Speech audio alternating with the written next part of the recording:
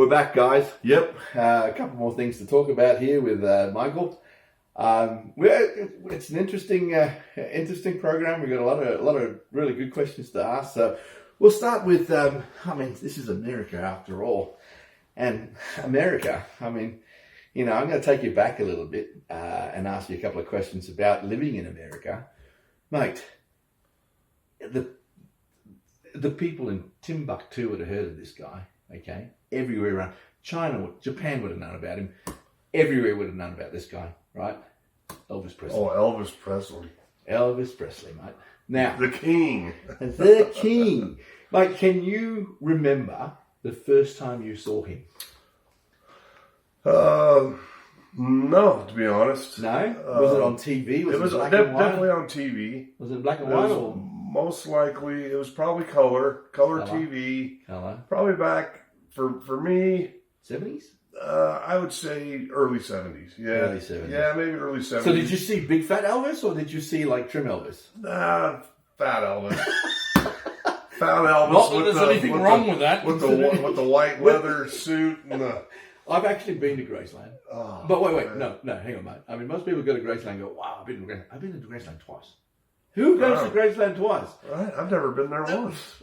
Anyway, apart from that, I've seen his suits and everything else, and I mean, I love the guy. I think his voice, his music, unbelievable. Very, very unique. Yeah, and, it just recently, I'm thinking that he's from Memphis. He's not. He's from Tupelo, Mississippi. Tupelo, Mississippi. One of the greatest things to come out of Tupelo, Mississippi. That's all that's come out of Tupelo, Mississippi, isn't it? Sorry, Mississippi. I don't even know what part of Mississippi. I've never been back east. I've never. Yeah. I think as far east as I've ever been is Indiana.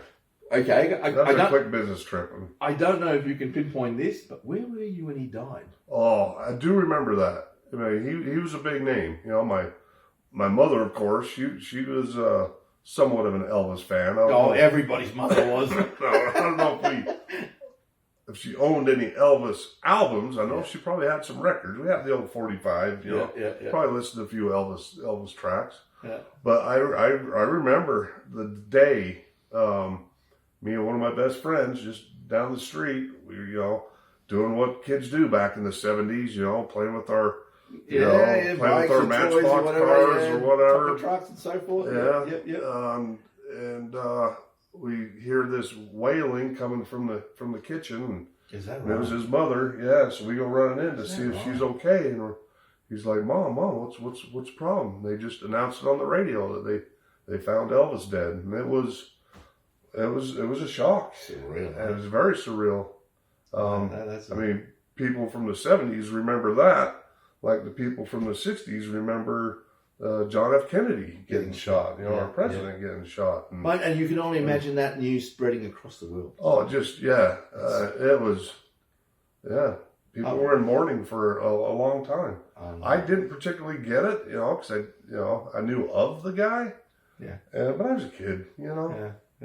But, I think back on it now, and it's like, he was a very influential part of, very large worldwide. It's some of the formative years of the United States. Yeah. Rock and roll, and then how it progressed onto other things and whatever else. Oh, for sure. So it's a big part of history, mate. Big part of history. Yeah. I went to Elvis's house. I saw his Cadillacs. I saw his jet planes and everything else. And the guy was, he had an unbelievable voice. And that time was quite conservative and everything else. And he's breaking through with the rock and roll and the whole pelvis movement and everything else. But it must have been a magical time. And your parents probably would have remembered that. Oh, yeah. Not so much our time. When I say ours, I think there's a few years between us. But anyway, similar. So I presume that Elvis progressed onto ZZ Top, and that's where the beard came in. Absolutely. ZZ Top. Billy Gibbons. One of my idols. How long have you had that beard? I've had this beard. Off and on. Well, pretty much all on since 1992, I want to say. Yeah. When I could first start at least growing. 92. At least growing the little goatee. Yeah. You know. Yeah. No, it's a good weapon you got there, mate. I don't like shaving. You know. And I have to admit, I mean, out there in the Utah winter, mate, I mean, it does make a difference. It does. It does make a difference. And believe it or not, it keeps you cool in the summer too. I'll tell you word for it. I don't know all about that, but anyway, yeah.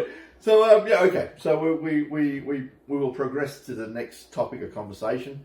Oh, geez, where should we go with that? Where should we go? What was on the list? Let's have a quick look. Hang on, mate. It was something else. I think it was. I've got it right here. Just give me a second, guys. No, it was guns. Oh, Guns. See, I met Rocky through family. Yep. It's actually my niece is married. I'm not his niece. No, my niece. This is my niece's boyfriend. There you go. Fiance. That's the one.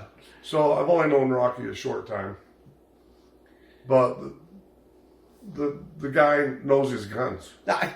And one of the first things he thought when he come to Utah is like, I understand Utah is pretty pro gun. It's like, yeah, mate, we love our guns. They do love their guns. They do. We love our guns. We were at the gun show just recently, and that was a lot of fun. Yeah. But mate, your perspective on things. I mean, seriously. I mean, and I understand that we're in the western central states, and they're a little bit more liberal with their guns. Big cities are probably a little bit more conservative with the whole idea of having a gun. Like California, I think a lot of that state doesn't permit you guns. Oh yeah. You got to be careful, even though you have different statewide like concealed carry permits. Like I carry a permit from Utah. It's not honored in some states. Some states, yeah. It's just it doesn't carry from state to state. So some states have very strict gun rules. I'll ask you a very straightforward question. In the state of Utah, at least, do you guys think that you have a gun problem? I do not. No. And in my opinion, how are you going to back that up? What are you going to say? In my opinion, I think it's because Utah is known for being gun friendly. Right. Not a lot of criminals want to take the chance of messing with an armed citizen.